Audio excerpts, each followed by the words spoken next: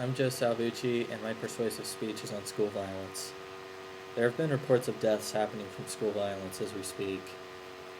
One major event that happened over the past, it's like 11, 12 years, was Columbine, April 20th, 1999. And these two students killed other numerous amount of students.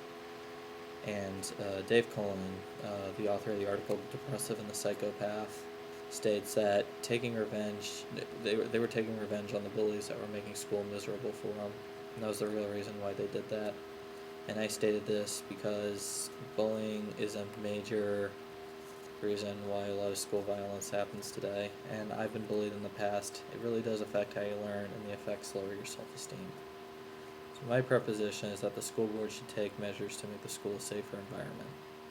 And the main topics that I want to talk about are vulnerability of the schools, bullying and violence, and jigsaw classrooms. The problem with the safety of schools is the school system is vulnerable. C.J. Bott says in her book, "The Bully in the Book and in the Classroom," she states that teachers do nothing about bullying, and she also states that ideal bully prevention programs should exist in the classroom, the building, and the district. And she's absolutely right, because teachers and parents should be more cautious about the safety of their children. Teachers have their lives to take care of, as well as trying to teach the students, and the parents, they have to work. They can't be there with their kids at school 24/7. I mean, they're going to know a little bit from their son or daughter, but they're not going to do very much. And the cause of why we should enforce school safety is because students have freedom to bully others. Rebecca Reed, the author of the Journal of School Violence, states that school learning theories hypothesize that violent behavior is socially learned through experience and exposure to violence.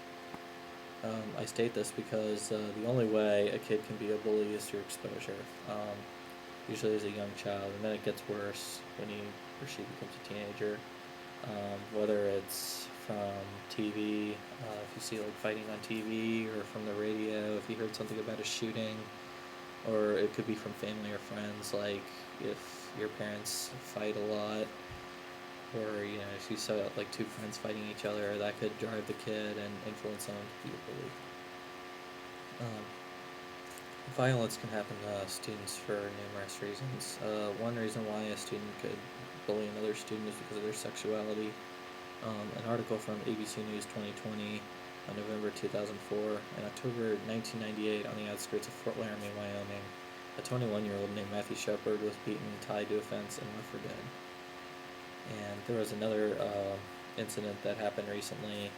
Two college students videotaped this kid in his dorm, and they caught him having sex with another dude, and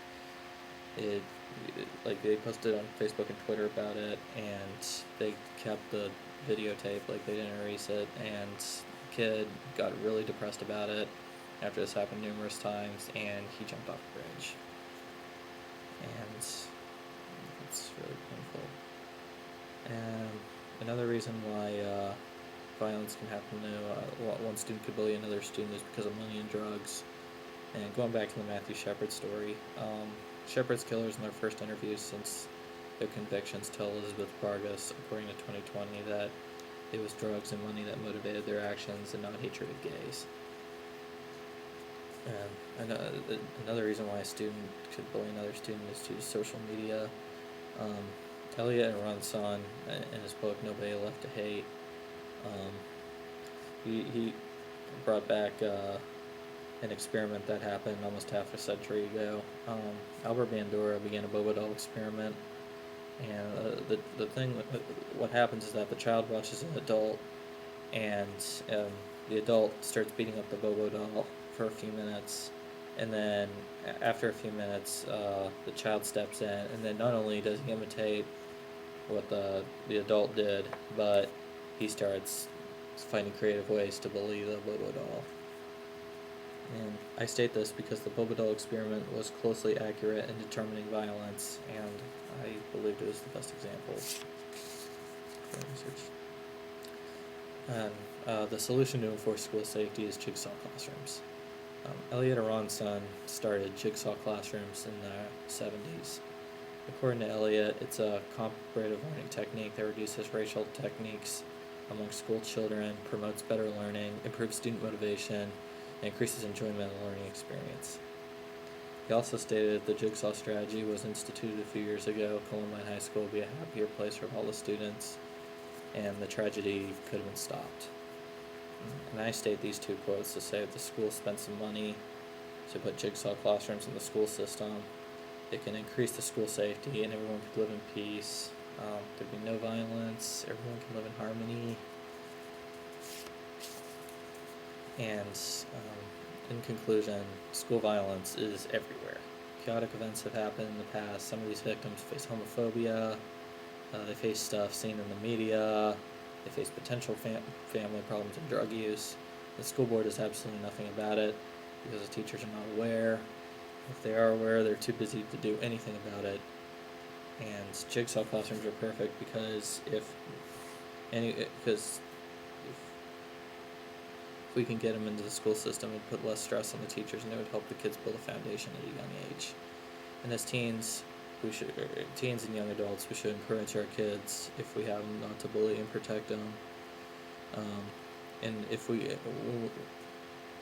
we are parents, and also, what we could do now is we should encourage the schools to put jigsaw classrooms in the schools. Maybe we could start at OU. School board should take measures to make the school a safer environment, and let's put an end to it before another tragedy strikes, and not wait till one's struck. Thank you.